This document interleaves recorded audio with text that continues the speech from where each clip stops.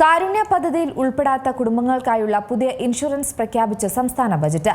പുതിയ ആരോഗ്യ ഇൻഷുറൻസിനായി 50 കോടി രൂപയാണ് സംസ്ഥാന സർക്കാർ വകയിരുത്തിയിരിക്കുന്നത്. ഒട്ടേറെ ജനോപകാരപ്രദമായ പദ്ധതികളാണ് ഇത്തവണ ബജറ്റിൽ പ്രഖ്യാപിച്ചത്. കാരുണ്യ പദ്ധതിയിൽ ഉൾപ്പെടാത്ത കുടുംബങ്ങൾക്കായി പുതിയ ഇൻഷുറൻസ് പദ്ധതി ഇക്കൂട്ടത്തിൽ പ്രഖ്യാപിച്ചിട്ടുണ്ട്.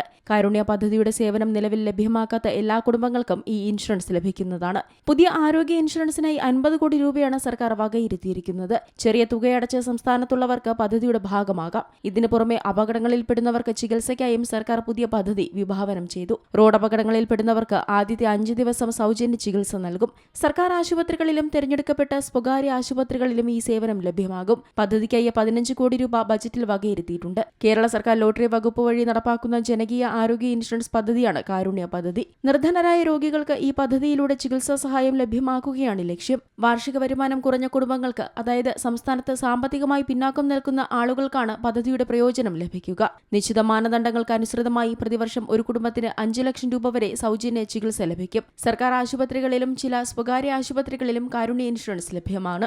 News desk Zee Malayalam news. ഏറ്റവും പുതിയ വാർത്തകളും വിശേഷങ്ങളും വിരൽത്തുമ്പിലറിയാൻ സീ മലയാളം ന്യൂസ് എല്ലാ ഡിജിറ്റൽ പ്ലാറ്റ്ഫോമുകളിലും ലഭ്യം.